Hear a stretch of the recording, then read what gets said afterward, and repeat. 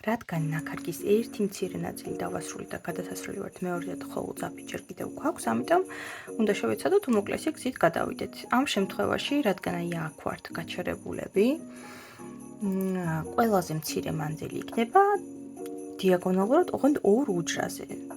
ან ესე, ან ესე. ახლა აქაც რო ვნახავთ ეს უჯრა. ანუ 1-2-ით გამოტოვებული მესამე უჯრა შესაბამისად შეგვიძლია აქ, ნაკ. არ აქვს ამას გადამწყვეტი მნიშვნელობა, ამიტომ მოდით მე ქვევიდან დავიწყებ. და განახებთ უკანაც ზუსტად ახლა როგორ არის ჯერ ერთ, ასე ვთქვათ, მას გავაკეთებ. 1 და 2. ამ შემთხვევაში როგორც ხედავთ, მე გვერდულად წავედ, იმიტომ რომ აი ესე მერჩივნა. ეს სრულად არის თქვენ გემოვნებაზე დამოკიდებული, საიდან როგორ წახვალთ ქარგვის დროს. მოკლედ აი ახლა მოვქარგეთ ეს ორი უჯრა სანახევროდ და მოდით საბოლოოდაც დავასრულოთ. ეს ორი უჯრა და უყურეთ ახლა.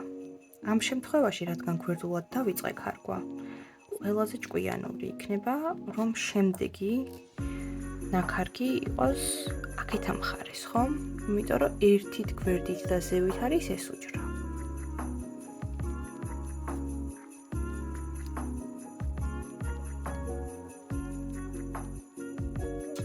ერთი და ამ შემთხვევაში უკვე მე ზევით ავალ. 3 უჯრით ზევით.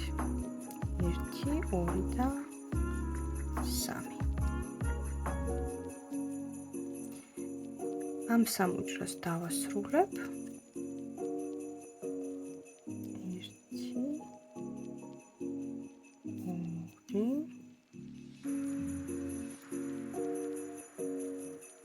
3 და უკვე გადავიდეთ ჩამაგრების პროცესზე, რომ ისიც აქ იხსნათ. აი ესე გამოიყურება. ამ შემთხვევაში გვაქვს ეს ორი უჯრა და ეს 3 უჯრა მოქარგული.